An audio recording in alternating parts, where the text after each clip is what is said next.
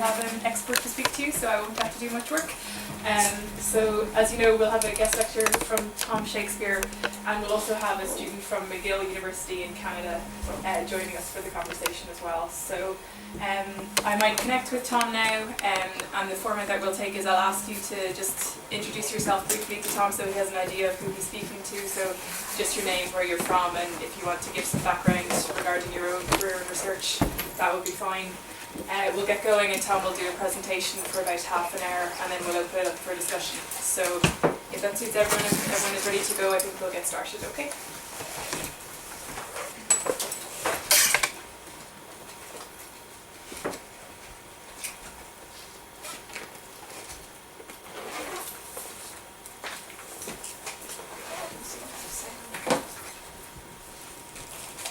Hello, Tom. Is there no sound? Where's Tom? We have no sound. Sorry? Where's Tom? Tom's Oh, asking. Skype. Where? Yeah. What country is he in? UK. He works in Switzerland. You just type message him and see if you can hear us.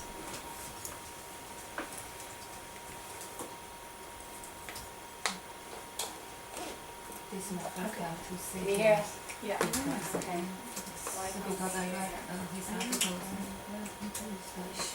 Oh. Maybe can you speak now? Hello, Tom. Yeah. Great. That's great. Thank you, Tom. Is it loud? Singing? Yeah, perfect. Okay, I'll stop picking my nose then. And I'm just going to check if we have our student also from Canada connected. Juan, are you online as well? There's another person, Peter. Juan Sebastian Yeah. You remember Rodriguez. him? Sebastian He's certainly signed up here. from summer Yeah. school. Okay, he's here. He can hear us, but he doesn't seem to be able to speak to us. So at least he can hear us. That's the main thing. That's great. He was there. from Okay, summer so school. Tom, thank He you very went much to for joining us today, and thank you for agreeing to give the presentation on the social model. We're really very grateful. So I might enlarge you to full screen actually. That's great.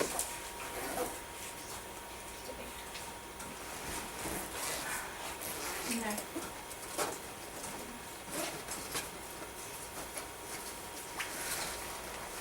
Okay, so as I said, Tom is going to speak to us on the social model of disability this morning. And I might just give a brief introduction to those who aren't familiar with his work, although I'm sure most of you are.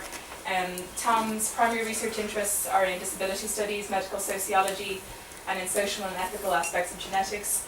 He has a long involvement with the disabled people's movements in the UK and internationally. After completing his PhD at Cambridge University and spending 15 years in UK academia, he spent 5 years working at the World Health Organization in Geneva, where he's one of a team who produced the World Report on Disability, and also promoted barrier removal and mainstreaming of disability across the activities of the WHO. And he's now a senior lecturer at the University of East Anglia after a number of other academic positions. So as I said, Tom, I think I just might ask the students and anyone else who's participating today to briefly introduce themselves so that you can have an idea of who you're speaking to, and then I'll hand it over to you if that's okay. That's great, yes. Great, so wherever you would like to start. Can we perhaps start here with just your name and where you're from? Yeah, my name is David and I'm from Galway, and I just completed a BA in Public and Social Policy. This is my first postgrad. Right. Okay, my name is Dev from Nepal. I'm advocate.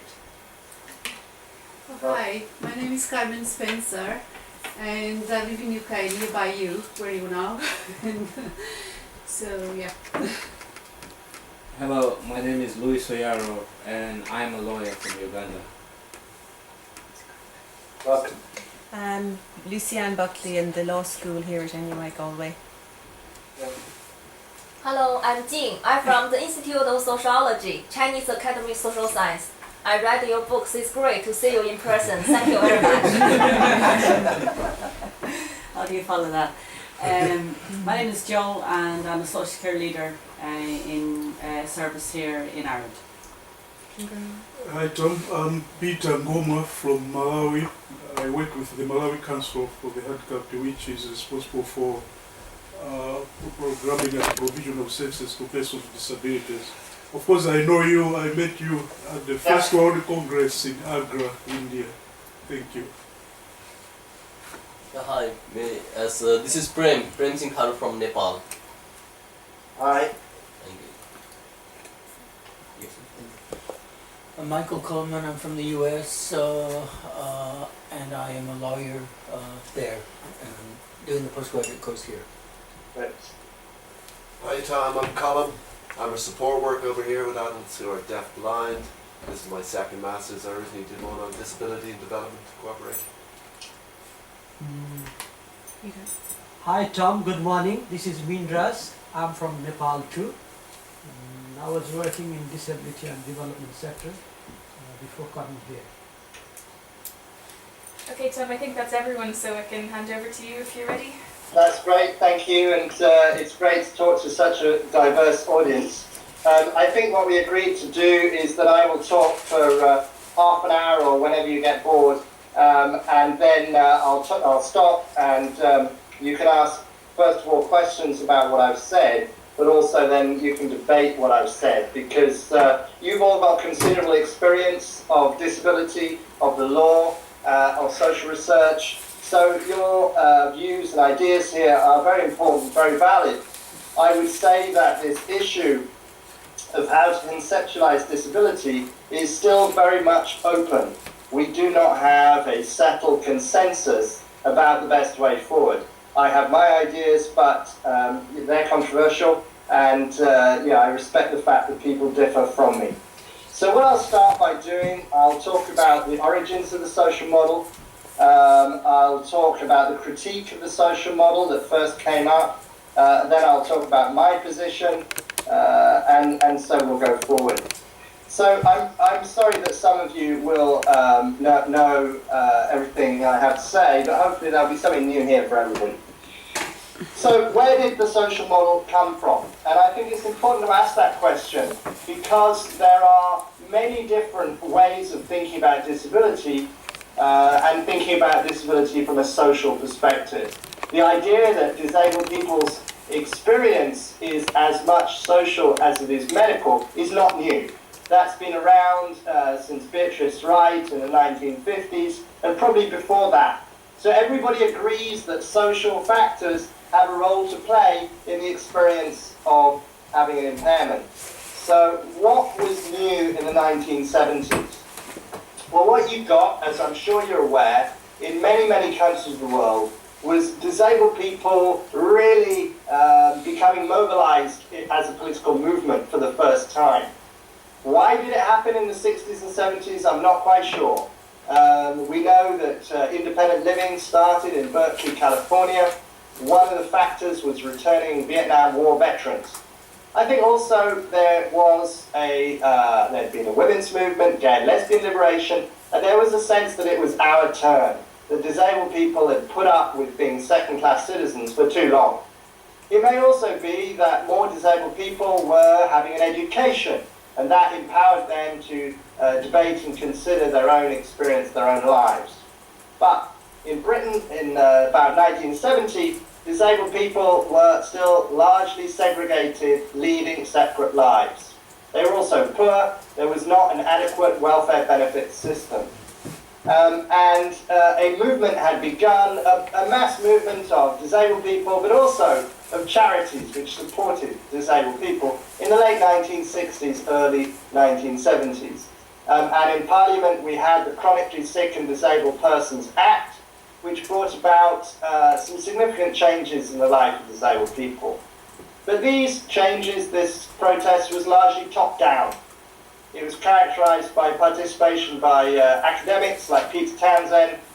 It wasn't a mass movement of disabled people. That came with the formation of UPIAS, UPIAS, Union of Physically Impaired Against Segregation. This organization, which was a self-consciously Marxist, democratic centralist, small activist group, came out of the work of people like Paul Hunt and Vic Finkelstein. Paul Hunt had been a resident of the Le Court Cheshire home in Hampshire. Vic Finkelstein was an exile from South Africa. He'd been an anti-apartheid activist. he was a psychologist. And they came together with a quite small group of people in UPIAS, thoroughly debating the politics and ideology of disability. And they came up with this idea of the social model of disability. They characterized disability as a form of oppression. They turned disability on its head. They said the problem with disability was not having a body or mind that worked in a different way. It was the way that society treated people who were different. So they shifted the emphasis from the person, from the individual, from the medical, to the social and the structural. And this was an extraordinarily powerful moment. Now, you have to remember that in Britain in the 1970s, UPIAS was not the only disabled people's organisation. There was also a group, for example, called the Liberation Network of People with Disabilities. They also theorised disability as oppression, but they did not make that stark distinction that the UPIAS social model did. For example, I think it's true to say that the Liberation Network talks about people with disabilities, which is the conventional global term. But UPIAS turned it on its head and said, no, we are disabled people because we are disabled by society. UPIAS were very organised, very militant, and came to dominate the emerging movement of disabled people in Britain. Vic Finkelstein went to the Singapore Congress that formed DPI, Disabled People's International, in 1981. And there too, he insisted on this radical, strong social model of disability. Except that it wasn't really called a social model at that stage. It became known as a social model thanks to the work of Mike Oliver. Mike was a disabled academic who worked with the Open University team to form the new course, Disabled Person in the Community. And it was in 1983 that he wrote a paper which coined the term social model of disability. So from these early years, we get this idea that there is a distinction between the medical model and the social model, that there is a distinction between impairment, which is the bodily or mental difference, and disability, which is the social oppression, the social phenomenon. I think you can sum it up in the phrase, people are disabled by society, not by their bodies. We must change society, not bother about people's bodies. What they said was, we want to organise as disabled people. We all are disabled people, we have something in common. It's not to do with the fact that we have particular impairments. You don't have a group of spinal cord injured, a group of restricted growth, a group of cerebral palsy. You have one movement of disabled people. You do not organise separately. They said, let's not bother counting people with impairments. That's not important. What's important is social exclusion, social oppression. That's what we must research. Now, this social model was very, very powerful for people's sense of self. Not only did the social model identify what's wrong with society, the barriers, the attitudes, the negativity, the barriers in the discrimination in employment, the segregated education and so forth, not only did it identify what had to change, that is to say it had instrumental value, but it also had symbolic and psychological value. It expressed to people that they were not the problem. Society was not the problem, was the problem. They did not have to feel shame. They could feel angry. They did not have to change. Society had to change. They were transformed from being vulnerable, sorry for themselves, embarrassed, second-class citizens, to being angry, proud, militant, disabled people. And this is one of the strengths, the key strengths of the social model of disability for disabled people.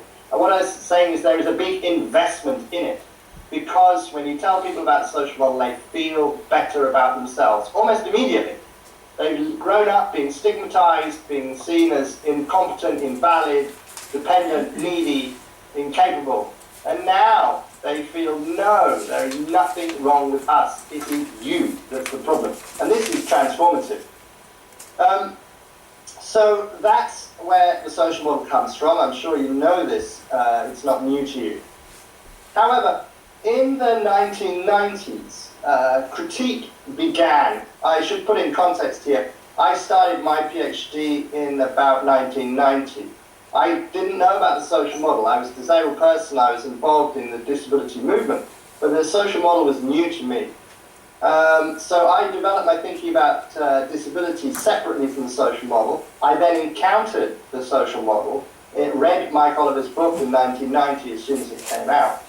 But I also read a book by Jenny Morris called Pride Against Prejudice, 1991. And I found her approach much more sympathetic to me than Mike's approach. This is for a couple of reasons. First of all, Jenny was clear that the oppression that disabled people faced was not just about physical barriers, lack of access and so forth, it was also about cultural representations. It was about attitudes and stigma, and it was about the way people were represented in the media and so forth. And Mike and Colin Barnes and Vic and people had not really written very much about that aspect. So that was one thing that I really liked in Jenny's book. The other thing that I liked about it is she talked about impairment and illness. And she said, look, many of us are limited by our impairment. It causes us fatigue. It causes us pain. And we need to take this into account in our analysis of disability. We can't just say impairment is fine, disability is the problem. We have to recognize that both are problems for some people.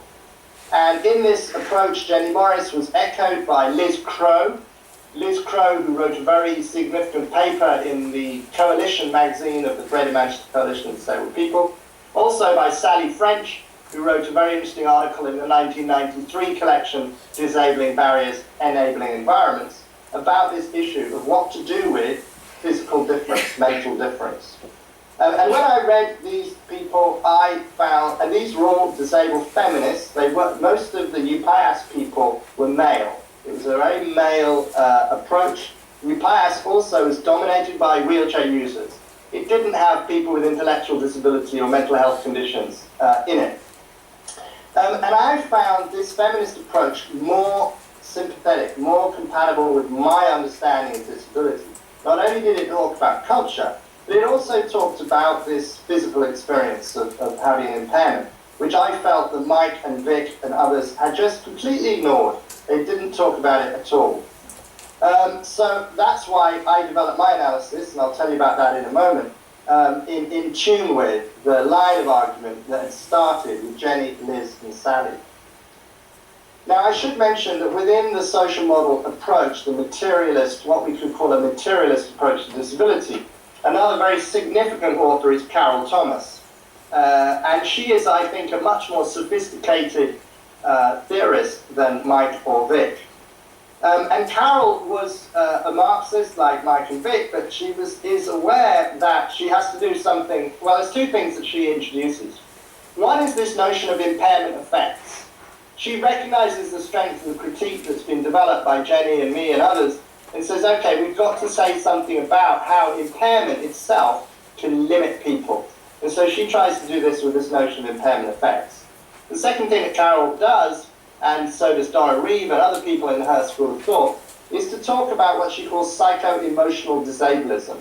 And I think she's really picking this up from what Jenny was saying about culture and about prejudice.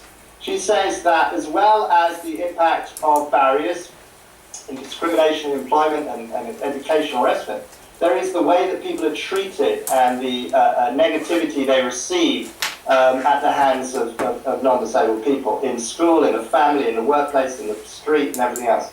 So this development of the idea of psycho-emotional disablism. Now, if you read the book that that Jenny Morris and Lois Keith edited, which was called Encounters with Strangers, that also really, and that predates Carol's work on psycho-emotional disablism, that's also about this very factor, the interrelation between disabled and non-disabled people. And that's a very important line of research, which I hope will continue. So that's my presentation of the background. I think you wouldn't be wanting me to come and talk to you without telling you about my thoughts. So what I want to say is that absolutely disability is social. It cannot be reduced to a medical experience. Everybody agrees that. Absolutely, barriers, oppression, discrimination are absolutely central to the experience of disabled people. I've never ever disputed that for a moment. But I think that the social model, and I'm talking about this British strong social model that I've outlined, is a crude and unsatisfactory account. It was fine as ideology. It did fine if you're developing a social movement, but it's not very good if you're trying to understand disability in any deep or theoretical way. So I've got A, B, C, D, E, and F issues that I'm going to present to you. First point. I told you that there is a strong distinction between the medical model and the social model. Then answer me this. What is the medical model? Where is the medical model? Where do we see people saying, I have a medical model of disability, this is what I believe disability is, it's all medical? And the point is, we don't see that. I don't think you will find an author who puts forward this point of view. So, for example, what's often suggested is that the old WHO definition, the ICIDH, International Classification of Impairments, Disabilities and Handicaps, sometimes you see it say, this is the medical model. And you remember that distinguishes between impairment, which is your physical difference, disability, which is what you can't do, I can't walk very well, handicap, which is the disadvantage, the restriction in social roles. Is that the medical model? Well, the whole point about the ICIDH is that it was an advance on the old approach, which was about diagnosis, because it brings in the social. It brings in the sense of disadvantage. It was an attempt to socialize disability. It doesn't do it very well because it doesn't take enough account of the environment. And what the social model does very well is to bring in the environment. But I don't think it's fair to say that the ICIDH is the medical model because it has the social dimension in it. It can be used in a reductionist way, but that's not necessary to it. What I do think there is out there is medicalization. Over and over again, disability is reduced to medical factors. That's true. I'm not sure that that amounts to a medical model. What it seems to be, medicalization, is a kind of default position. That when people see disabled people, they immediately think, what's wrong with them? What can they not do? What cure can we develop for their problems? People medicalize disability all the time. That's wrong. We have to challenge it. We have to show that it's misleading. I'm not sure that that amounts to a medical model. The medical model seems to me to be a sort of scare word, an enemy that you create to make your position stronger. I'm interested in your view on this. I may be wrong here, but I don't see the medical model every day in use or distinction. I do see inappropriate medicalization, over medicalization. That's true.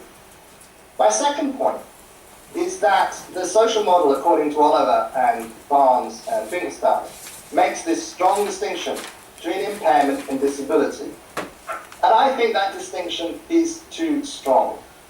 That is to say, it's not easy to distinguish between the limitations of the body and what is imposed on the body by society.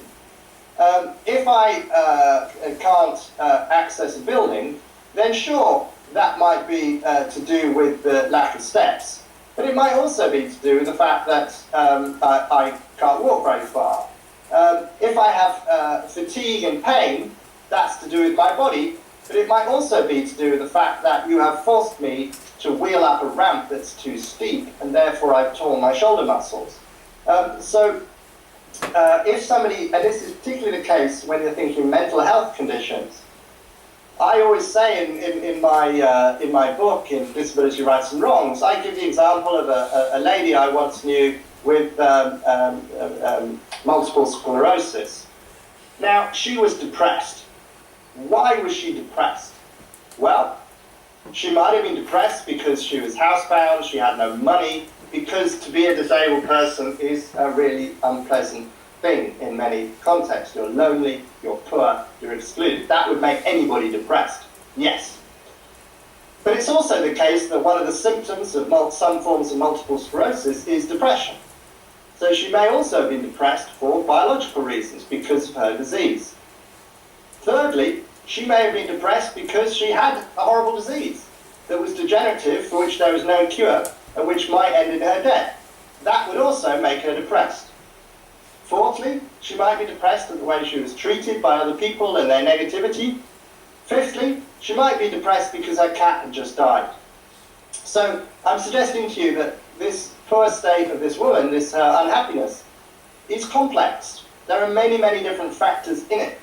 And I defy you to look at her experience and read the interview that you could perhaps do with her and say, right, this is medical, this is social, this is medical, this is social. It just doesn't divide like that.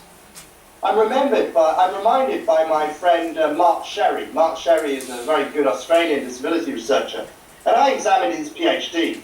And he was talking about people with head injury, acquired brain injury. Now, that has all sorts of symptoms to do with confusion, to do with paranoia sometimes, to do with lack of memory, to do with lots of cognitive problems. It's also the case that folk with acquired brain injury are treated negatively, they're excluded, they can't get jobs and the rest of it.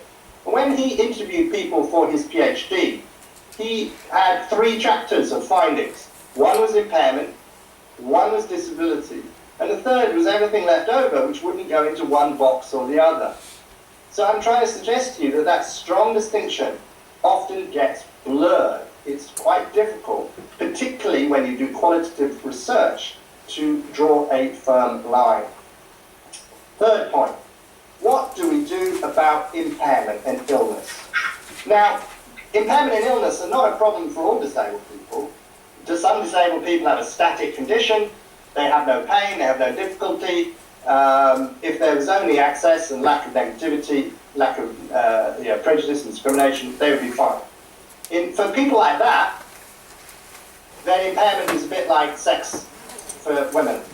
In feminist circles, you have traditionally distinguished between sex and gender. Sex is a physical difference, gender is the way people are treated, and feminists have tried to transform disabling gender relations. And for some disabled people, it's all to do with impairment, it's all to do with disability, it's nothing to do with impairment, and in a sense, there's a strong analogy with gender. Just as for black and Asian people, black and ethnic minority people, they're just the same as white European people, but they've been treated, excluded by imperialism, by colonialism, by a history of segregation and so forth. There's nothing inferior about people with different skin or cultural backgrounds, nothing whatsoever. However, I think impairment is different because, first of all, it causes pain and suffering. It sometimes causes shortened lifespan. It often causes fatigue. So it has an explanatory role in the lives of disabled people. It's not just that they're treated badly, it's that they suffer and experience impairment badly. That's not the case if you're deaf, perhaps, but it is the case for people who have, chronic fatigue syndrome. I have spinal cord injury, and at the moment my feet are hurting like hell. I'm jiggling around because I've got neuropathic pain in my feet, because my spinal cord is screwed up. It doesn't work properly. It sends me strange neurological symptoms. It wakes me up in the middle of the night. I woke up at 3 in the morning. That's nothing to do with disabling society. It's not oppression. I'm not being woken up because we live in an unfair world. I'm being woken up because my feet hurt like hell. And that's making me tired, it's making me irritable, it's making me not perform so well. And I have to deal with that. Not asking for your sympathy, but it's part of my life. And similarly for other people, I work full-time. I work in a cushy job. I'm an academic. I'm not doing anything physically strenuous. It's still tiring, but I can cope with that. But lots of people can't find a job like that. They're disabled like me, but they can't work full-time. Many disabled people work part-time. And of course, they might be working part-time because they can't find a full-time job or because the workplace is not accessible. But often they're working part-time because they can't physically do 40 hours a week, week in, week out. So impairment limits them. It limits them to a certain occupational role, and that will limit their career. It will limit their earning potential. And of course, for some people, they can't work at all. They can't work because perhaps they have a very profound mental health condition, which means that they can't interact with people, they can't get out of bed in the morning, they can't have the mental energy to work.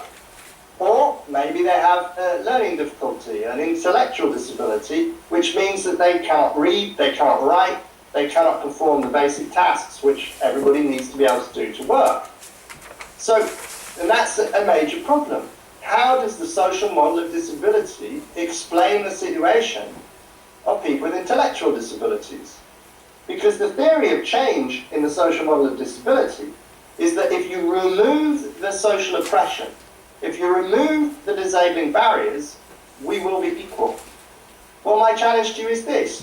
What world can you imagine where people with intellectual disability will be equal to non-disabled people?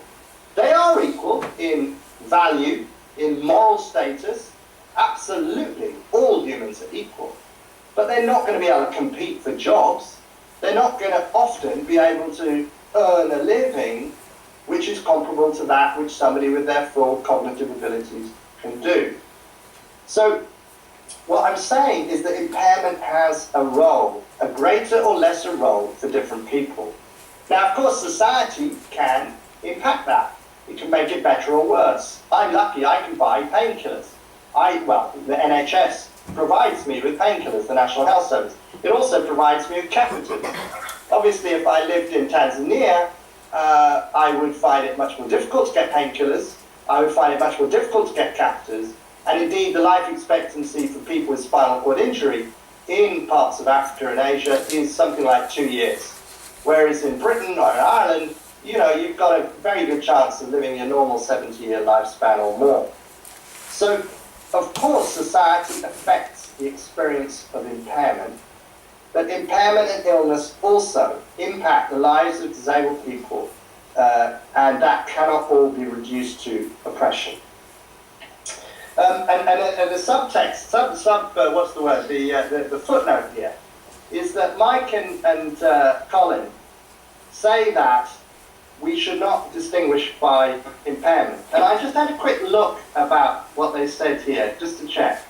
They said impairment-specific labels are usually imposed rather than chosen, and therefore socially and politically divisive. So you find that in the New Politics of Disability 2012. Now, Politics of Disablement, sorry. Now, that's all very well, but I put it to you that different groups of disabled people have slightly different experiences. And if we're researchers and we want to find out what the lives of disabled people are like, then we will lose some of the detail if we lump everybody together. For example, as I said to you, I have restricted growth. And we researched people with restricted growth. And what we found was interesting when it came to employment. Now, you probably know that in Britain, disabled people are something like twice as likely to be unemployed as non-disabled people, as a rule. This is not the case for people with restricted growth. They are less likely to be employed, but only a little bit. They are by no means twice as likely to be unemployed. They get jobs. The problem for people with restricted growth is they're not very good jobs. They're often part-time, as I said before, and they're often clerical. They're basic office jobs, low-level office jobs, which they can perform just as well as anybody else. But if they want to get promoted, if they want to have a career, they face what you might call a glass ceiling, a glass ladder, glass step, which they can't get up. So we found in our research that there was lots of disabled people saying they wanted to be a nurse, and they were discouraged, and they were told, oh, why don't you go and work in a nursery with little kids, they'll like you. Or they wanted to be a teacher, and they were discouraged, and they were told, why don't you go and be a classroom assistant, you're probably capable of that. And so forth and so on. They were discouraged from attempting mainstream career-oriented jobs. They were pushed into low-status jobs. They were not very much less likely to be unemployed, but they were much, much more likely to be in low-level clerical jobs, And very, very few of them were in the top grade jobs in management and in the professions. That's not because they were stupid. People with restricted growth got qualifications that were absolutely the same as everybody else, but they couldn't get promotion. They couldn't get better quality jobs. So by looking at this specific impairment group, we see a dimension of their employment experience which we would not have seen if we lumped everybody together. And that's the case for lots of impairment groups. They have specific experiences. They also share experiences, absolutely. So I think that our lens, if you like, our category, has to be relevant to the group we're thinking about. For example, I'm a wheelchair user, so I'm like all other wheelchair users in some respects. I need level access, but I also have short arms. So when it comes to pushing my wheelchair, I'm much, much less powerful than, for example, your average able-bodied paraplegic, if I can say that phrase and you understand me. I don't have strong arms, I can't go as far, I can't go as fast, I can't go up a steep hill. I find it a real struggle to get about in a manual wheelchair. So I'm saying that I think Mike and Colin are wrong. Impairment labels not only have explanatory value, but they're often actually socially chosen. Many people with restricted growth don't actually identify as disabled people. They see themselves as different, not disabled.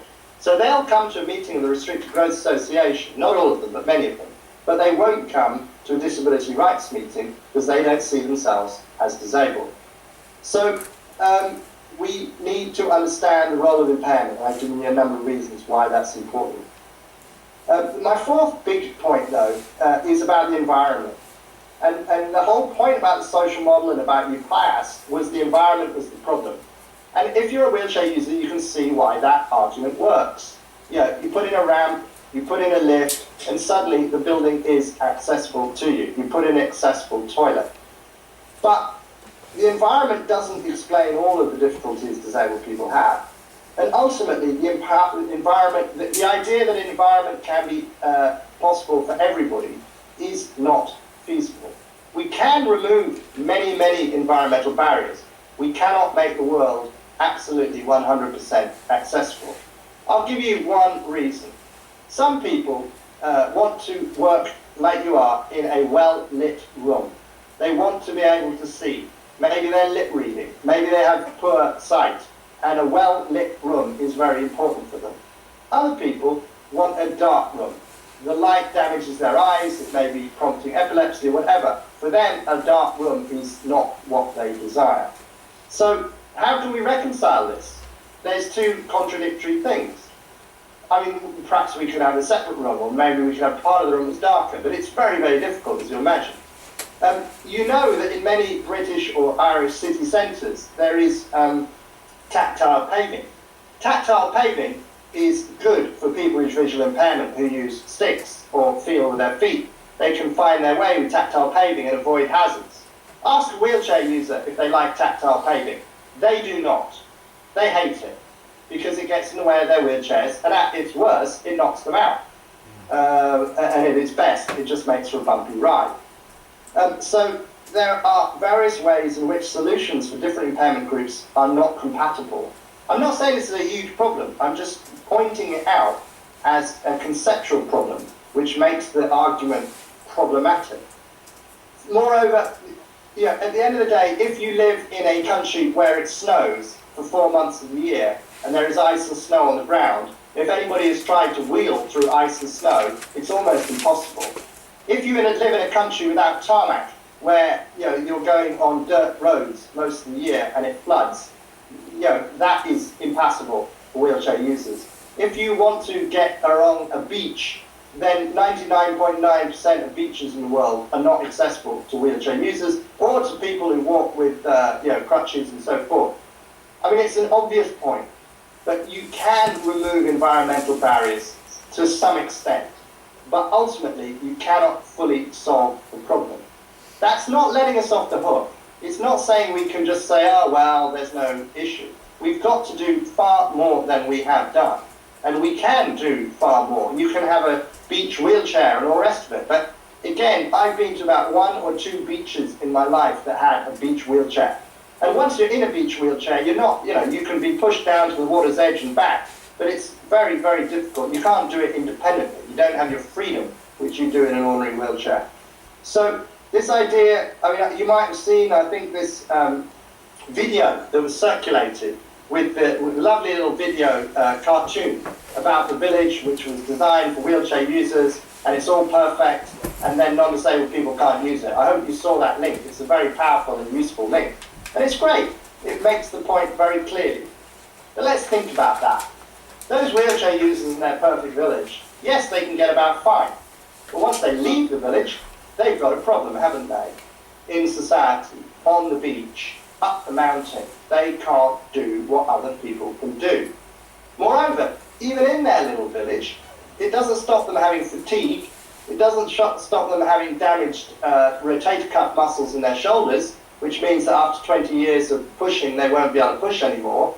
It doesn't stop them getting neuropathic pain because they have spinal cord injury. It doesn't stop them getting a bladder infection because they're paralyzed and they pee through a tube like I do. It's a naive idea that suddenly, by removing the physical barriers, you've solved the problem. You haven't. And also, the joke about that little village that's accessible story is that non-disabled people find it inaccessible. And that is, it's funny, it's clever. It turns it on its head. But just stop for a minute. If you were a non-disabled person and you came to a village where everybody else used wheelchairs, you wouldn't carry on banging your head on the lintel of the doors. You'd use a wheelchair yourself. There's nothing to stop non-disabled people getting into a wheelchair. I've got a non-disabled colleague at the university and she goes and plays wheelchair basketball. So anybody can use a wheelchair. They have that choice. But the point about disabled people is they don't have a choice. They can't suddenly go, okay, I'm going to leave my wheelchair behind today. They need it every day. So that myth of the village is amusing, it's instructive, it's useful, but it's not true. It's not sustainable. My 5th point is key. And remember what I was saying about those folks with intellectual disability. And here the point is that if you make a level playing field, if you remove barriers, if you promote equal opportunities at work, and so forth, and you do everything possible, those folk are still going to be disadvantaged. They're going to be disadvantaged because they can't get the same jobs as everybody else can do. Or they'll be disadvantaged because some of them cannot function independently. They need support. And that's fine. I'm not saying that's a problem.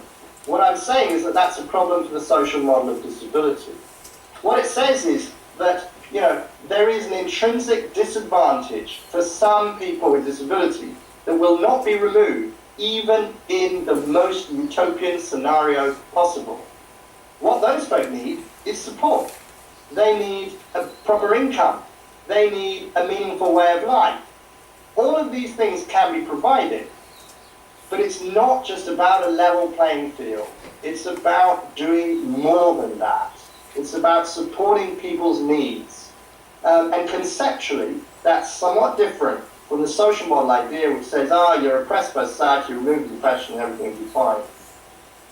So my conclusion from my analysis of the social model, the British strong social model, is that it's not good enough. We need a more complex account. We need an account which is multifactorial, which takes into account both the physical, also the psychological and the emotional, and the social. We need to provide health, provide rehabilitation, provide emotional and psychological support where it's needed. We need to remove the physical barriers and the information barriers in society. We need to give people legal and economic rights. We need to provide economic alternatives to work, which are funded from the general taxation system, and so forth and so on. There are different levels on which people with disability are disadvantaged, and we need to account for all of these different levels. For example, on the psychological emotional point, we did research, as I said, with restricted growth people. We found 2 women living in the same town in northern England. They both had restricted growth, like me. they're both women, they're both same caste, they both lived in the same colour, same city. One of them said, restricted growth had ruined her life. She couldn't work, she had no friends, she was isolated, she hated it. The other said, not a problem, I've got my job, I'm included, it's never been a problem, I just get on with it. What is the difference between those two women? I put it to you that it's largely psychological. It's their attitude towards their condition. One had been brought up to think that it wasn't a problem, to try everything, to go for it. She'd been given a positive self-esteem from her school, from her friends, from her family, and she'd got on with it. Perhaps she'd had a personality type which was really positive and thrusting and optimistic.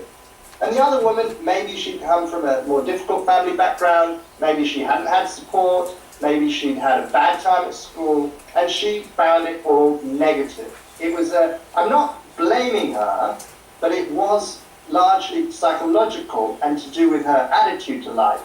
And we can see that with disabled and non-disabled people. The attitude you take has a role. I'm not trying to reduce everything to psychology, don't get me wrong, but I am saying it plays a role alongside the physical and the structural. Now, I'm going to wind up in a minute, just let you talk. But just what Mike Oliver and Colin Barnes say in response to the sort of critique that I've outlined. They say three things. One, they say we never denied impairment was significant. Well, read their books, see what you think about that. I think they did. I think they said impairment's got nothing to do with disability. They certainly didn't discuss impairment or an illness in any depth at all. So I think they did do that. Secondly, they say the social model is not a social theory. I really don't know what they mean by that. You know, the social model came around in about 1983. It was started really in about 1976. So it's been around for whatever it is, 40 years, 30 or 40 years. They've written a lot of books. They've done a lot of research. Well, to me, that looks like a social theory. You know, and what they're saying is, oh, you can't criticize the social model for not saying everything because it was never intended to. Well, it was intended to explain disability, and I don't think it does that particularly well. The third thing they say is, look, all right, impairment may be important. We need a social model of impairment as well as a social model of disability. And for me, I don't really understand that. You know, if it's about disability, if it's about disabled people, we've got to be able to explain all of the experience of disabled people. We have to explain why they're disadvantaged. And I'm saying they're disadvantaged partly because of barriers, oppression and prejudice and ignorance, partly because their impairments limit what they can do and limit their capacity to be independent and so forth. What I think we need is a multifactorial model, as I say. And I've said in my books that I think critical realism is important here. We can talk about that if you want to. And I think if you go out and do empirical work, and I hope some of you will do some research, go and talk to people, or just think about people you know and talk to them about their lives. And what do you find out? You find out that they talk about their painful feet, like I did. They talk about the rudeness and the prejudice they experience from ignorant people in the community. They talk about the fact that employers won't give them a job. They talk about the whole lot. They don't stop talking about their physical ailments or their mental state, just talk about oppression. The whole business, the whole kit and caboodle is what makes their lives more difficult. And we've got to address that. We've got to have a response which allows for difference. Disabled people are different often from non-disabled people and from each other. So our theory has to do that. I want to have a final word about the Convention on the Rights of Persons with Disabilities. Now, the framers of the CRPD say that it uses a social model. Now, I think people mean different things by social model. I'm not sure that the framers of the CRPD meant the UK strong social model. I think they meant a sort of weak social model, similar to the American minority group model, which says that disabled people are a separate group and that their problems are caused by society. It's a kind of watered down version of the social model. And you know, you can see the language that's used. The CRPD says persons with disabilities. It talks about people with disabilities. That is not a social model wording. Britain, you always say disabled people. People are disabled by society, not by their bodies. So I'm not sure whether CRPD really uses a strong social model. To be honest, I find the debates about the CRPD are naive about disability a lot of the time, and that we need urgently to grow our understanding of the impact of disabled people, of both impairment and disability on disabled people. Because the danger is we will otherwise end up rather disappointed. Even if we manage to remove barriers, disabled people will still be disadvantaged. In a competitive society, disabled people will be disadvantaged. They need extra support. And there's no shame in that. There's no harm in that. A humane, a progressive society gives everybody the support they need. Mike and Colin and Vic were Marxists. And Marx said, people from each according to ability, to each according to need. That is a theory of society which would be very supportive of disabled people. It's only when you presume that disabled people have the same needs as non-disabled, no more, no less, that you run into this problem. That when you remove the oppression, when you remove the discrimination, you're still left with something to explain. So that's my argument, and thank you for listening to me for 45 minutes. I'm very happy to try and clarify things that are unclear. I'm very happy that you disagree with me and you want to tell me that. I'm also happy to hear of your other suggestions and views. Thank you for listening. Thank you. Thanks. So I think we might open it up for discussions or questions that anyone might have. Does anyone have anything they'd like to, I suppose, broaden or discuss with Tom that he's brought up in his presentation? Yeah. Yes. Tom, you talked about ICDAIH, International Classification of Disability, Impairment and Handicapped, which try to bring disability into social model. Is that the, I just want to find out in your view, the relationship of the social model and this other classification system, ICF, International Classification of Functioning Disability and Health. It's like what impact has it made to the same? Okay, I'll try. It's a very important question. I'm sorry, I should have said some more about it. So I'm very glad that you talked about that. As you know, the ICIDH, the International Classification of Impairments, Disabilities and Handicaps, came under criticism. Rightly so. It came under criticism because it did not allow enough space for the environment. And I think that's very important. And so the WHO listened to that criticism and revised the ICIDH. Now, it is true the ICIDH does not account for the environment. In other ways, it's actually very simple and straightforward and useful, but we'll put that to one side. The ICF, as you said, the International Classification of Functioning Disability and Health, 2001, it's a much more complicated way of thinking of disability. And it was designed to include the role of environments. That's very, very important. It was developed in a participative process with disabled people involved, and it tried to stress the role of the environment. The ICF talks about impairment. I mean, in some ways it's similar to the ICIDH, because it talks about activity limitations and it talks about participation restrictions.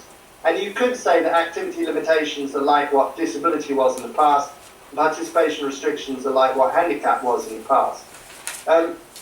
But the important thing is that the ICF is meant to be relevant to everybody, not just disabled people. So it's really about people and their functioning. And it's about the way in which the environment makes it harder or more easy to function. And you need something like the ICF, which is internationally comparable and which can be used for a whole range of purposes. You can use the ICF to look at the impact of the environment. You can look at the ICF to look at the impact of rehabilitation, and so forth and so on. Any intervention that you make to improve the lives of disabled people can be evaluated using the categories in the ICF. The other point to notice is that rather than seeing disabled people as people with an impairment, the ICF talks about folk who have deficits in functioning. And this is important because, for example, the WHO came up with this figure of 1 billion people, 15% of the population. Now, those are people, they weren't people who necessarily identified as disabled people, but they were people with problems in functioning, people who reported difficulties in functioning. And of course that could be a temporary difficulty. It doesn't need to be long term. If you twist your ankle because you're drunk or because you are walking on ice or whatever it might be, you would count as disabled for that period of time. Not disabled, as affected by disability for that period of time. So that's why it's a big, big figure. And I think when you think about older people and their problems in functioning, older people, they might not have a particular disease, but they're weak, they're frail, they're tired, they get aches and pains, and they count, in my view, as disabled people. And they would be included by the ICF. So we're getting away from this idea that disabled people are people with a designated impairment, and towards the idea that functioning is really on a continuum. This is a very important part of the ICF. Functioning is on a continuum from perfect health to total disability or death. And everybody is somewhere along that continuum. And they move backwards and forwards. You go and, go to the gym every day for a week and you're stronger, you're fitter, you've got more stamina. You're further to the health side of that continuum.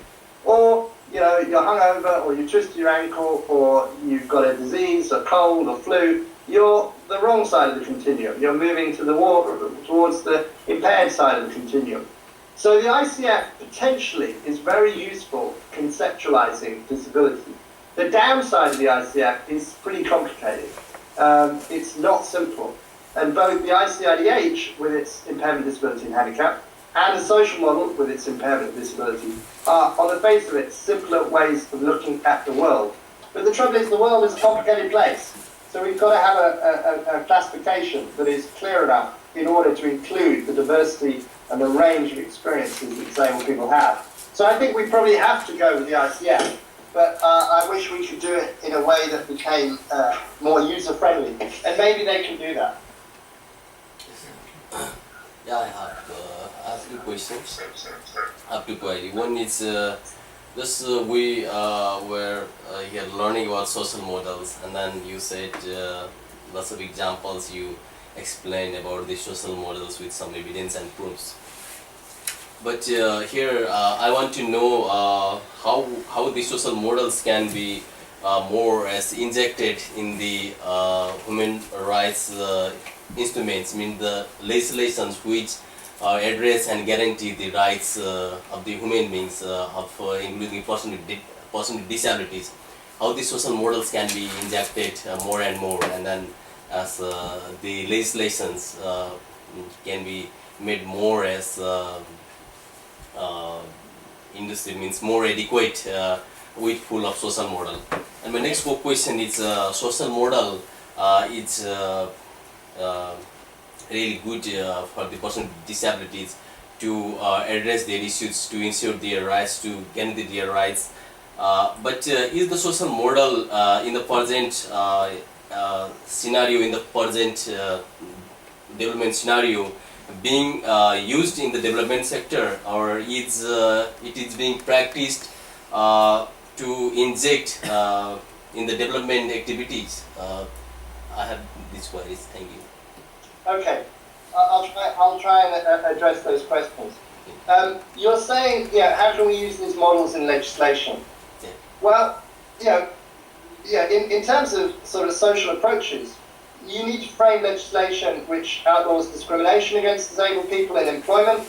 As the Americans with Disabilities Act does, you need legislation which says disabled people have a right to go to school and all the rest of it. You need legislation which stipulates a access standard. For example, Uganda a year or two ago published a national access standard, and that gives you a legislative basis for saying this building is accessible, this building is not accessible. So you can use the social model approach, of course you can, in legislation.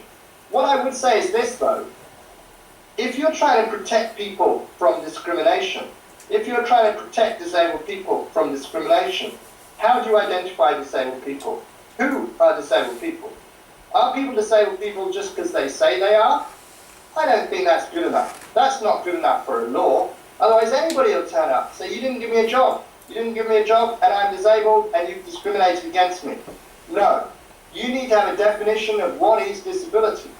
Well, what would that definition be? Well, it has to be somebody with an impairment or a health condition.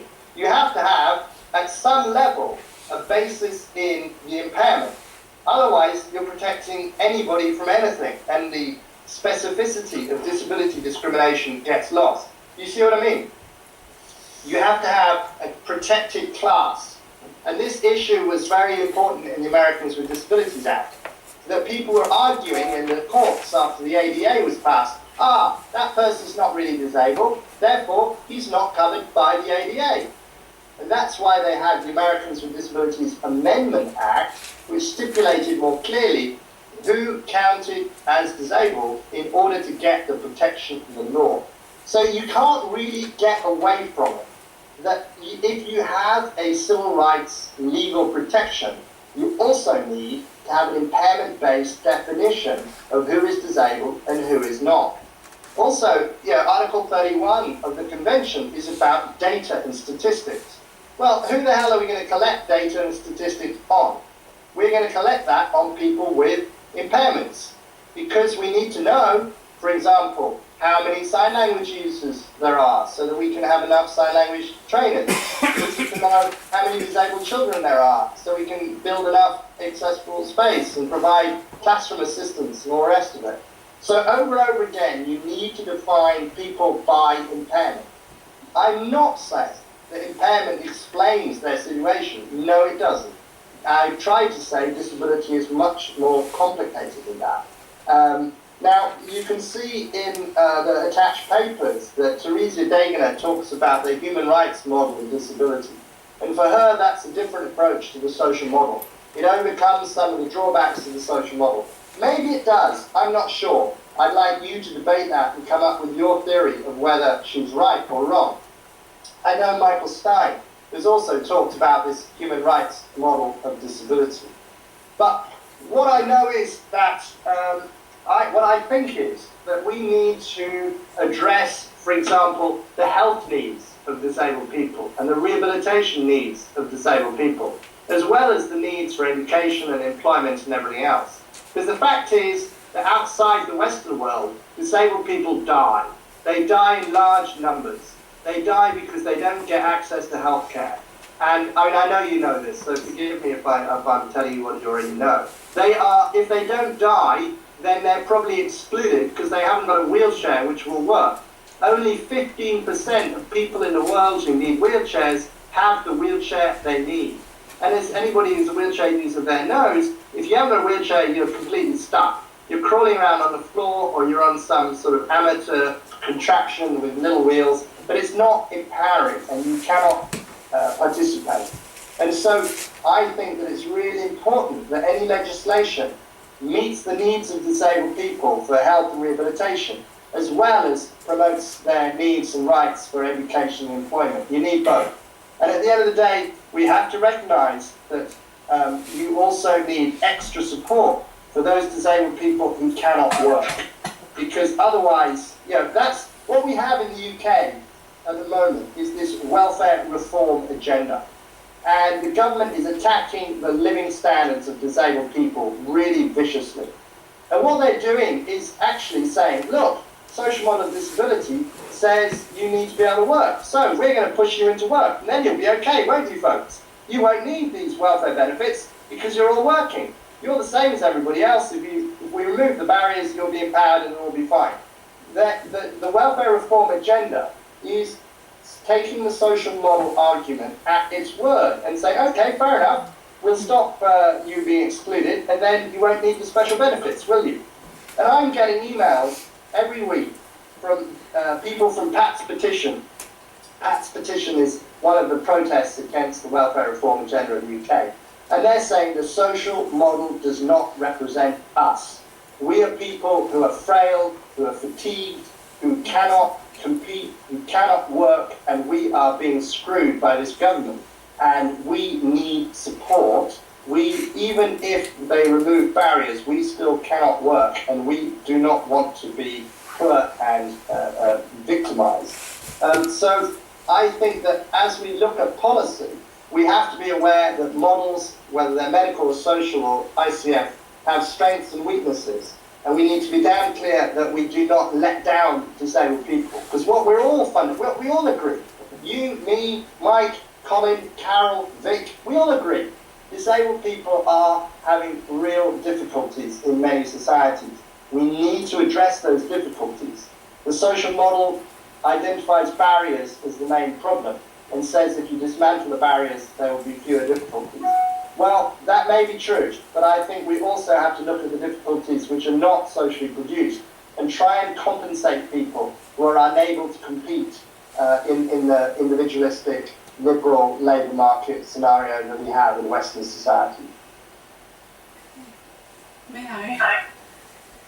Yeah. I agree completely with what you've said. As a disabled person myself with chronic disabilities, I have been facing all obstacles, and the social model has been doing nothing to help me out. Actually, the opposite sometimes. So I don't actually agree with this rigid dualism distinction between that the social model advocates. For one side, the medical problem, by the other side is the society who disabled us. No, it's not, because I live 24 hours in pain. And though all the other problems that society imposes on persons like me, especially persons with invisible disabilities, is also true. So it has been doing nothing in my favor, actually. When I go to that focus interviews in UK, the model now is see the person, not the disability, is the slogan. So which I found completely, that is the discrimination itself. So yes, I agree that we need to move on for another model that includes at the same time. We cannot think that impairment it's not the issue. It is the issue. I can't do many things because of my impairment. It's true that most of the times society that would discriminate me or by not putting down barriers, but it's not only about society at all. It must be an effort between the medical and the society part. So both need to work together and liaison together in order we can achieve. It's not just medical part. I need painkillers 24 hours. So I need the medical part and I need the social part. I wouldn't be here. I come here to the university once a month. My lectures are followed by Skype, like you are, because it's the recent accommodation that the university just implemented to help me out. But it doesn't matter, for example, if I have the facility of Skype, yeah, so they remove that barrier, yeah. But if I'm in pain, like I was last week, and it was extreme pain, I couldn't even go on Skype. So no, it's not the society, the school, the university didn't put me out. It was my impairment. When I feel this rigid dualism between the medical problem and this simplistic approach that has been doing nothing to me, and just thinking that I'm not by my own thinking like that, and to others like me, especially persons with chronic fatigue and pain and etc. So yes, I think we should move. My background is law and human rights, and I completely agree with Professor Michael Stein when with that approach of human rights. For example, when you see in inclusive education, for example, you see that in a convention, in Article 24, you just see that for me it's bringing that basic human rights of education to the disabled person. So I agree with this, with the more human rights framework approach. It's to bringing in a context of human rights, you can bring that framework to the disability rights rather than this social model that just distinguish so harsh between a medical impairment. We can't even as I've said, even sometimes it's true that we face many social barriers. It's true, but I don't agree with Oliver saying that it's just about oppressed. Actually, that word, when he talks about that word, it quite depresses me. I'm not oppressed by society on its own. It's my disability sometimes, that oppresses me as well. It's my inability to do things. It's not only about removing barriers. It's only about, I need to recognize that I'm different, and I need to recognize that my impairment stops me to do, many things. So I think it should be a combination of both efforts, medical and sociological approach. Here, this I agree with her, and as we talk more about medical model and social model, and we did some distinguish or differences between medical model and social model. So if we talk about only social model, and definitely it can be some sort of barriers for the social models or a kinds of opposition.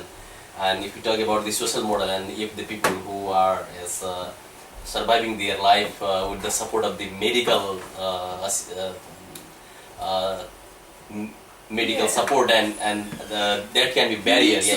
We need support. Exactly. Without that, we can't carry on. Exactly. So in this context, how it would be if we can say that medical model and social model, if we make it integrated, and we can say the integrated model. We can. And for example, nowadays, I don't know if Tom agrees with me, in the medical profession, there's this approach of not only medication, but plus rehabilitation. Exactly. So slowly, you can have, for example, programs to integration and exactly. help, etc. With the medical profession, because they need to follow guidelines now. With rehabilitation, not only to prescribe you pills, but the rehabilitation part. I don't know if Tom agrees. Yeah, I do. I mean, occupational therapy is all about barrier removal. Yeah. That's what, one of the things occupational therapists do is to build a ramp to your house and put in grab rails and remove barriers. That's part of their professional role. Yeah, but what I'm saying is, this person see the person not disability, and just to see, as you've said, in England, and is a constant, just see this and implementing this social model. It, for me, as a disabled person, it absolutely doesn't bring any benefit whatsoever by its own. Well, don't be too strong. I mean, I think it will bring benefit, because obviously, if people follow the social model and they make the world more accessible, that benefits almost all of us. So that will help. But I think that what you're saying is that there is a difference. There is a set of problems that this social model will not address. No. I remember being at a seminar with Mike Oliver, and he's a very good speaker, and he loves Bob Dylan and American sort of labor movement music. And he called his seminar, If I Had a Hammer. And there's an American folk singer song about if I had a hammer, and it's really a revolutionary, radical song. And when it was my turn to speak, I said, Mike, the problem with your slogan, if I had a hammer, is that the British, there's a sort of proverb, if you give a man a hammer, all he sees is nails. What that means is that once you have a hammer, you keep on, that's all you need. But what we know we need in life is a hammer, a saw, a screwdriver, a drill. We need lots of tools. And the social model is one tool, which is very effective at removing certain sorts of barriers. but it is not enough Absolutely. really to deal with the complexity of disability. Because Absolutely. we have to remember how varied people are. There are many, many different impairments. And as you said, if we don't take account of the illness or impairment, then we're not meeting people's needs and they will not be able to function. Or we're expecting them to do things that they will not be able to do because of their impairment. Exactly. So Tom, do you agree that we all disabled, I have a type of disability, you have another. So can we be in the same group of disabled persons, or do you think, it's difficult? Well, I think sometimes we can. I mean, it depends what the issue is we're talking about. Yeah. If we're talking about people's, about the poverty and the general difficulties of disabled people, then of course we're all together. We're all together with the CRPD. We're all together with trying to change the world. Absolutely.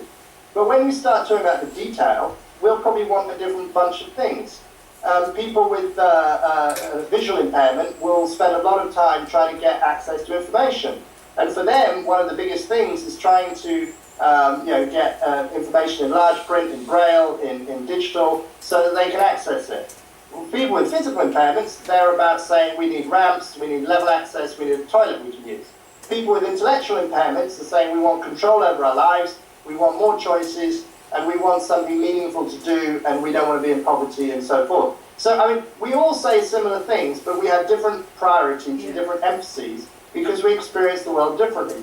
Now, I'm restricted growth, you could call that dwarfism, and so when I was starting out on my course of being a disability academic, one of the things that I was very aware of is that short people and other people who are different get stared at all the time. We get stared at, we get laughed at, we get pointed at. That does not happen for people in wheelchairs, or not very much.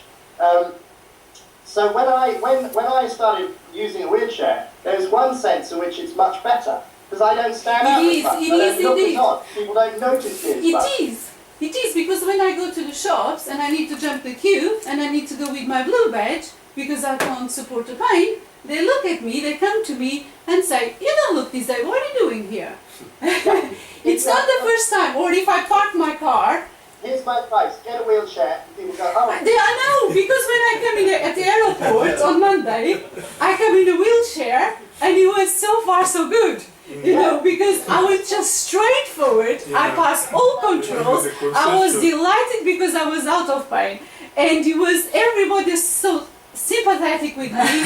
And it was just great. Because if I go, and if the way you dress, the way you behave, if you're not in a wheelchair, you're not disabled. Sometimes when I put my blue badge in the car, it comes, I remember this gentleman came to me and he looked to the sign, pointing up the sign, disabled. And I just ignored him. And the second time he was again. Wow. And I said, he said, "My darling, this is for disabled person." And I said, "I'm one of them, unfortunately, I live with pain." "You don't look disabled, you're not disabled. It's impossible, you're not disabled." So yeah, I agree. A wheelchair, if I want to, cross that barriers, I need a wheelchair. And I'll tell you what, I'm going to use it because it's fantastic, because otherwise people, it is, because otherwise they think, because you look in a certain way, people think you're not experienced. But that's the reason why I think this social model doesn't include persons like myself. So, yeah. Tom, I might just ask at this point, are you still okay for time, or you've been talking about pain and I need to take my lunchtime pill. Of course. I have to. Let me go and get my pill. But I've got another. I mean, it's up to you. If you guys want to talk amongst yourselves and take it further forward, then that's fine. If there are any other questions, why don't I go and get my pill? You see if there's any questions that haven't been asked. Go around the table, and then we'll try and respond to those questions, and then call it a day. Perhaps. That's great. Take your time, Tom. Thanks very much.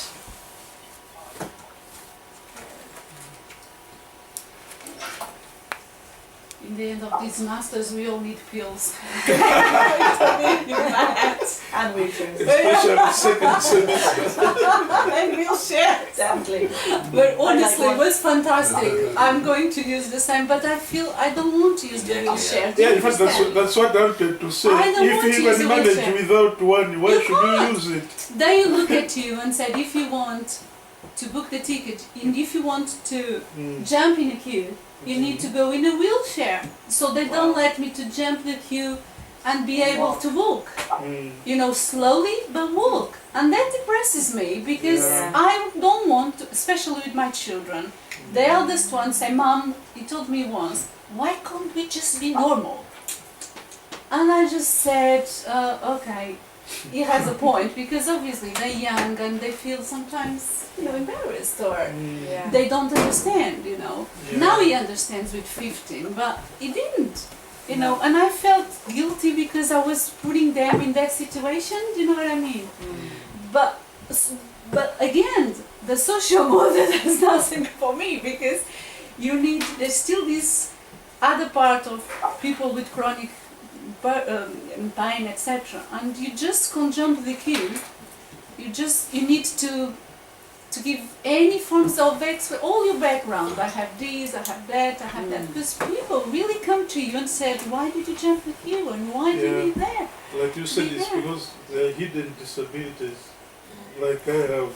So even if you explain nobody to people, says that you have disabilities. Yeah. But the thing is, if someone parks the car and he parks the car in a disabled space, if you're not sure, don't ask, because I think this is really about ignorance and awareness of the things. It is a lot of of awareness that has to be carried out. Yes, If can you ask Tom if to they do one really thing want for to us? address Because the cross disability or in this lecture, he mentioned a lot of articles and books. Can he give us a list? They're on Blackboard, they're all on Blackboard Integrated already model on this can class only section, so they're already escalate the available for you online. situations. I think And this then- social On your model Blackboard is site, very on this class, useful they're and already useful listed. to I to don't push know, but forward, he also you know, mentioned some some books. things, but it's not Yeah, working. exactly. It's useful, but I'll not ask in him every to situation. email It's not like this is so It's radical. conditional Sorry, and Tom. situational. Exactly. When you're ready. Okay guys, we might just get back to Tom and confirm whether we have any other questions for him, and if not, we can... Juan Sebastian has a question, I think. Okay. No, it doesn't. Right, sorry, I thought he said he's wondering. So, can you get the name of the book Carol Thomas wrote? Okay, I'll supply that. She wrote one called Female Forms, and I think the other one was Sociologies of, is it Sociologies of Disability? Something like that. The recent one. I think it's called Sociologies of Disability. Yeah. In your own time, Tom, if you had a chance to perhaps even send to me in an email some of the books which you mentioned in your talk, some of them already our students will be available, will be aware of this.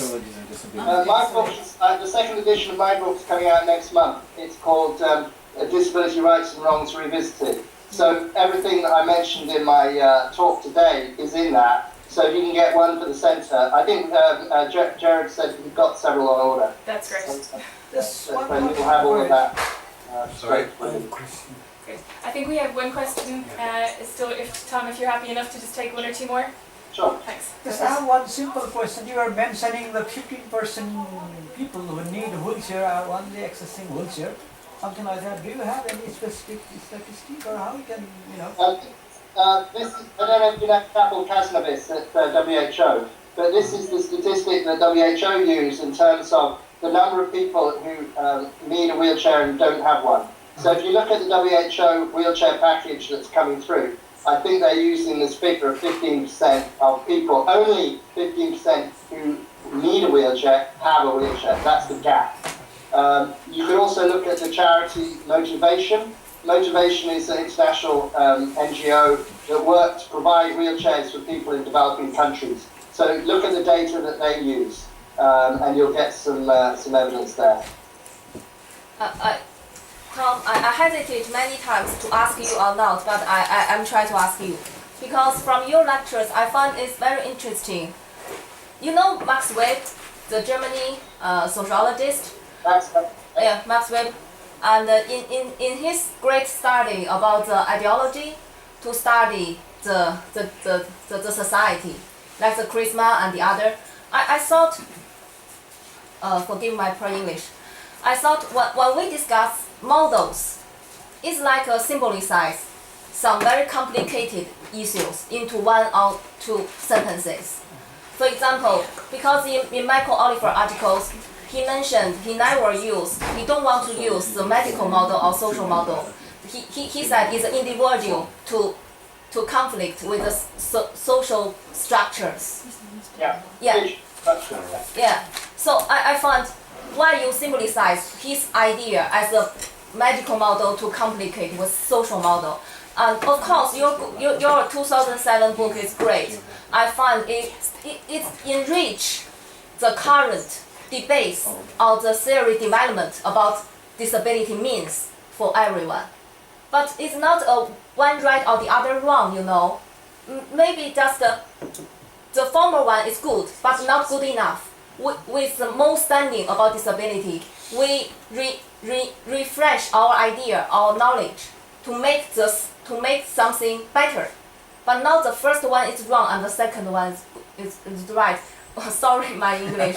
Yeah, I understand what you're saying. I understand what you're saying. And I think that would be, I don't have a problem with that. I think, you know, I think what I hear, excuse me, what I hear you saying is that the medical model, you know, was a useful tool. It was true up to a point, but it's not enough, and we need to go further than that. I'm quite happy to accept that. I don't disagree with that at all. But I'm not sure that Mike Oliver and Colin Barnes would be happy. You know, if you read that recent book, The New Politics of Disablement, you know, they're very clear that disability has nothing to do with impairment. Impairment labels, you know, impairment categories are not good enough, and so forth. I mean, I can find you, you know, because I read the book and I thought, yes, you're right. You know, maybe they've moved forward and that will be really good, but they haven't. And so I think that that's. I'm just trying to find my notes about it. I don't know where my notes are. I've got them somewhere. But I think that's the problem. That you know, that it's seen as being a contradiction. Here we are. I found the notes.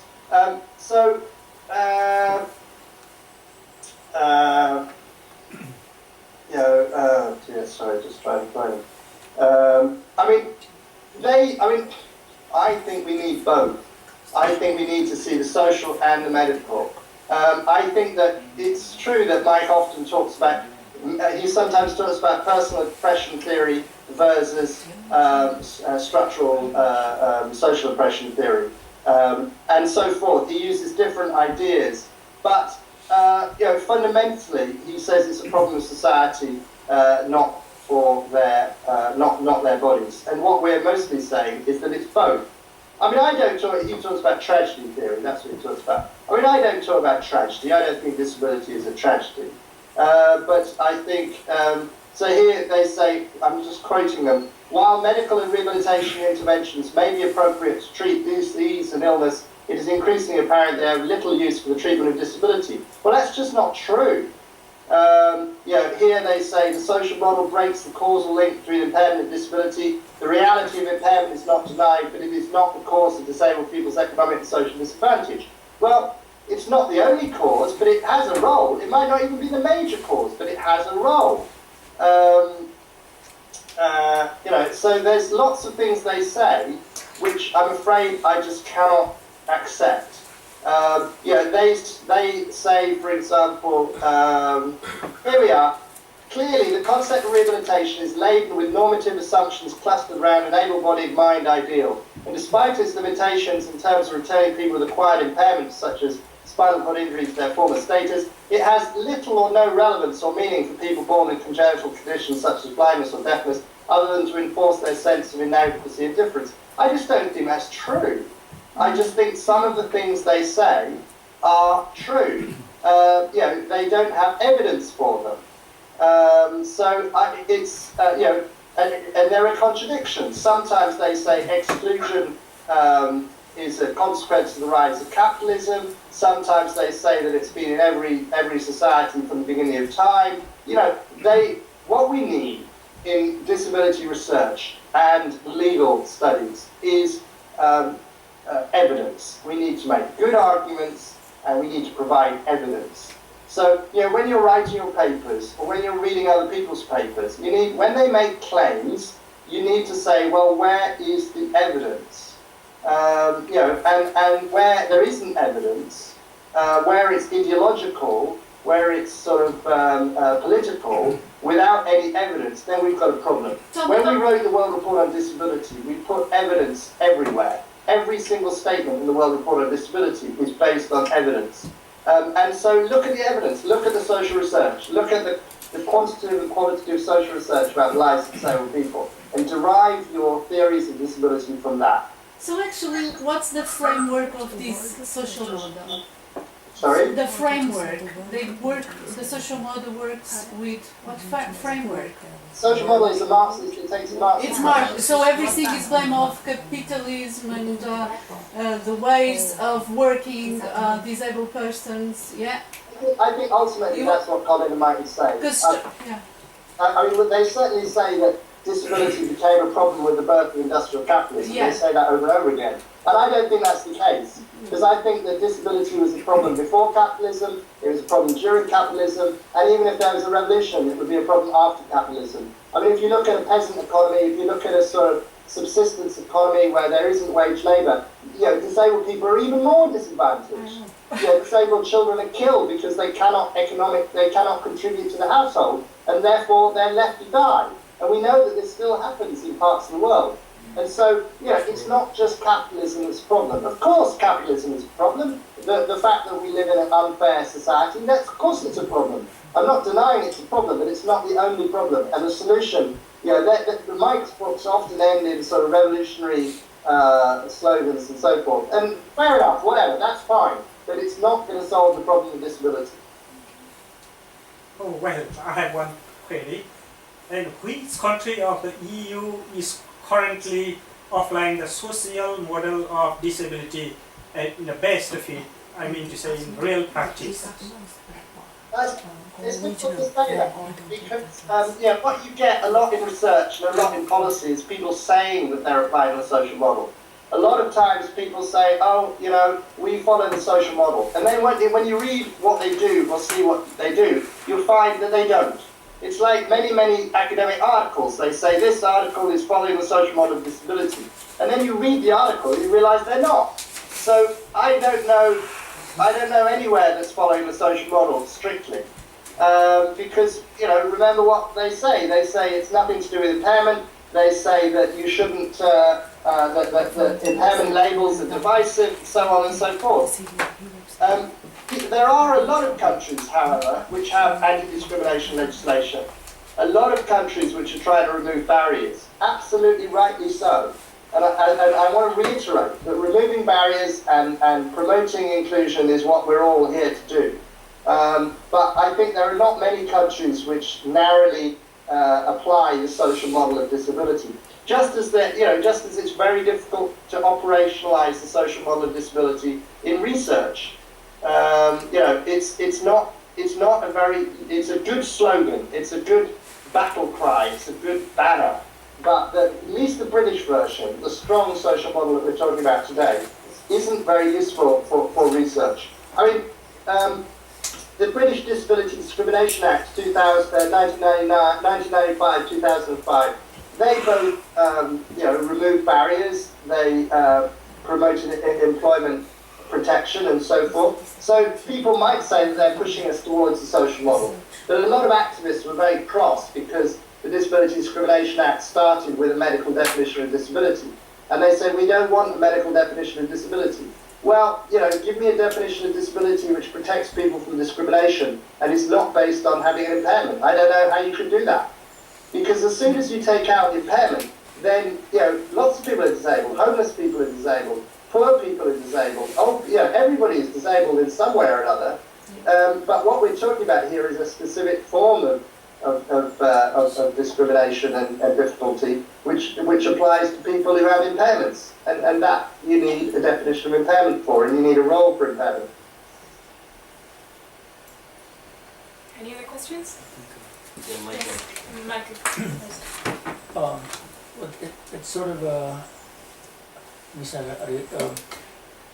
I'm visually impaired, and one problem I've had, and I'm wondering if there's been any legislation or anything to deal with it, is you come to an airport and they come with a wheelchair and they say, get in.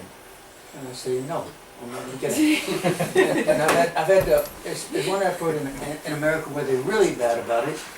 And they said, well, if you get in, it'll be easier. And I would think, well, yeah, easier for you. But, that sort of exemplifies the tendency of one system to fit all. I mean, that wheelchair or the disabled toilets are really hard for me to handle. You know, all these bars and everything out in the way. There's, you know, have you heard any complaints about the wheelchair problem imposing, almost trying to force you to get in? True, true. And I will not do it. I think that's I think that yeah, the wheelchair users are a minority, in fact, within disability. More people are like the three folks that have spoken around this table than are like your average classic wheelchair user. A lot of people, as you say, are blind or visually impaired, and they have different solutions, a stick or a dog or whatever. A lot of people have fatigue, they use sticks, or they, you know, don't use anything, but they still can't walk very far. But it's a stereotype, isn't it? Non-disabled people don't understand disability, and they have a stereotypical view that disability is a young man in a wheelchair. Actually, disability is an older person with a stroke. It's a person with diabetes. It's a person with arthritis. It's a person with chronic fatigue. It's a person with chronic obstructive pulmonary disorder. Yeah, that's disability. The majority of disability is actually related to chronic illness. And therefore, you know, we need to expand our understanding. And I think that when we evaluate the CRPD or the other statutes that countries have, we need to ask the question, who are they helping? And I think that if they're framed thinking only of disabled people, they will mainly help disabled people. I mean, sorry, people who are wheelchair users. They will mainly help people who are wheelchair users. Yeah, you put in a ramp, you put in an accessible toilet. That's what we need. We're away, we're fine. We've got a parking space, all the better. We're fine. But for the person who has fatigue, or the other people who have different impairments, people with intellectual disability in particular, they're not benefiting at all. And so we need to do different things, better things, more things for them. Even the symbol of disability is a wheelchair. The person Yeah, sure. isn't it? So Yeah, that makes the people straight away think, okay, disabled people is people in a wheelchair. Obviously, I don't think we can have symbols for each impairment, but has been expanded for the deaf, for the blind, but the symbol. Come up with a new symbol. Pardon? Come up with a new symbol. Oh, I wish. I'll try my best. Okay, I have run out of the questions for Tom. He's taken quite a long time now to speak to us very generously, so I think we'll say thank you again. Thank you. Nice talking to you, and good luck in your research. And please do go and read stuff, and I'm very happy for you to disagree with me, but I want you to give reasons and give evidence. Thank you very much, Tom. We very much appreciate it. Take care. Goodbye now. Okay, bye. Goodbye. Okay. Okay, thank you very much.